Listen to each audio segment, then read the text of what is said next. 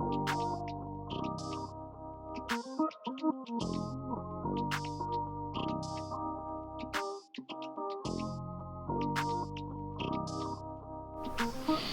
afternoon. We're doing our research seminar. We're going to go ahead and film today. I'm here today with two of our research students. Go ahead and introduce yourself.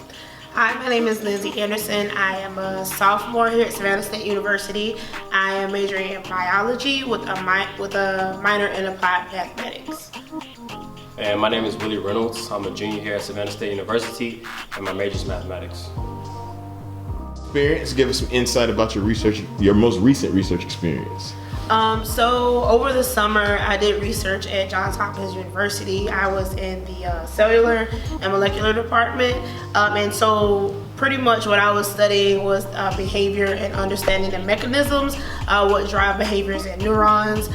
So it was really cool. It was a lot of like a collaborative program. So not only did I do cellular and molecular biology, I also had to do computational and like mathematical modeling and different things like that. It was really cool, it was fun, and it was a lot of hard work. I was fortunate enough to be able to have research here on campus, and I did that in 2019 with Dr. O. My research on this campus was about the mathematical computation of a simulation of a ball in a parabolic space. I'm sorry, I messed up. Mathematically analyzing the trajectory of an object in a three-dimensional space. I had a lot of success with it, and I actually got my research published in September of 2019, and I was fortunate enough to be able to win the PSL SAMP second place for mathematics and physical science.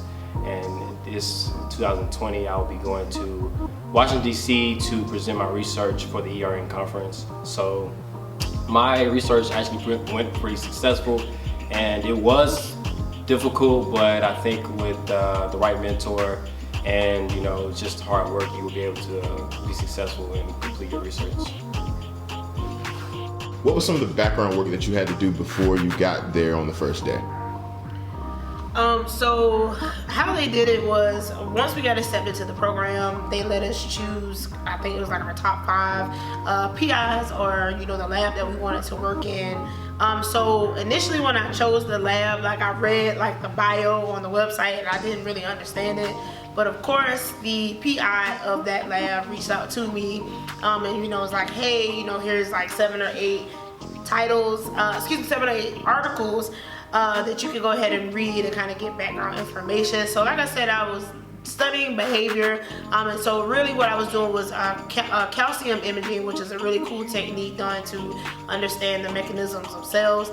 And so I read, how to, what are some of the tools I'll be using.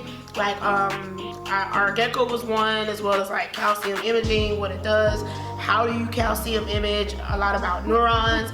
And so that was really pertinent for me to better understand my project and understand the why, not necessarily like what I was doing, but why I was doing this. So it really helped out, it really worked, and that made the process much my research was, I was actually referred to one of the instructors on campus, and we took it up and pretty much chose the topic that we felt that would be able to use my degree for what I learned. Like I said, I majored in mathematics, so my research usually was a lot of just mathematical calculations, using some of the math that you probably learn on campus. And then I did have to do some coding. I used the software MATLAB to create a 3D simulation of the trajectory of an object in a three-dimensional space. So a lot of math and some coding, some computer science involved. What were some of the internal and external challenges that you faced during the period of your research experience? So I know for me internally at the time I was a freshman, so I had not taken anything but basic level courses. So I took like Recall and just regular traditional bio 1108. So unfortunately there was a huge knowledge gap, and I'm the type of person, I want to be the best, I want to know how to do everything, I want to do it perfect. And then coupled together with, I'm going to Johns Hopkins, and like I'm representing Savannah State, and then I'm black, so like it was like all of that going on kind of in my mind. So I dealt with that like a lot. I overworked myself a lot. I stayed up, you know, working in the lab till 8 p.m., waking up at 8 going in. On the weekends, I wouldn't do anything but like study and read articles. So yeah, internally that kind of went on, but externally, I think everything was pretty cool. Everything at home front like was kind of good, I guess. So I don't know, like everything was pretty cool. I had already prepared for it, so I think I had like everything kind of squared away. Everything kind of ran smoothly. Kind of like what she said, like internally, you want to be the best. Like you want to make like all the information that's required for the research. You kind of want to feel like you master or have a level of understanding before you go in. You know, because you're researching it, so you want to be comfortable with the information that's being provided and the things that you're learning. And when you kind of do the extra work, it kind of is extra tools added to the research. So it definitely helps to have prior knowledge, and if you know what skills you're going to need, is you want to revisit those subjects to make sure you understand them. But that was internal. External, I was kind of busy during the summer. I had a lot going on at the time. You know, I went to Japan, so I was out of the country and I was still doing my research.